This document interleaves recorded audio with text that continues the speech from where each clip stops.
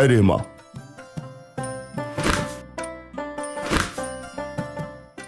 দেখ তো এই শাড়িটা তোর পছন্দ কিনা। কই দেখি দেখি। দেখো মা, রংটা কি সুন্দর। শোনো বাবা, এই রঙের শাড়ি তোমার মেয়ের গায়ে মানাবে না, তাই না মা, বলো? হ্যাঁ, তা তো বটেই। রূপা তো ঠিকই বলেছে। হ্যাঁ বাবা, ওই শাড়িটা বোনকে খুব মানাবে। কিন্তু মা, এটা আমি তোর জন্য এনেছি। তাছাড়া তোর মা তো রূপার জন্য কালকে একটা শাড়ি এনেছে, এটা তুই পরিস। দেখেছো তো মা, তলে তলে তোমার মেয়ে আমাদের নামে বাবার কাছে কেমন নালিশ করেছে। তাই তো দেখছি। খবরদার বলছি, অমন দামি শাড়িটা তুমি মোটে ওই কুৎসিত মেয়েকে দেবে না। শোনো গিন্নি, আমি শিখা না যে তোমাদের কথায় দমে যাব। আর হ্যাঁ রে রূপা, তোর লজ্জা করে না?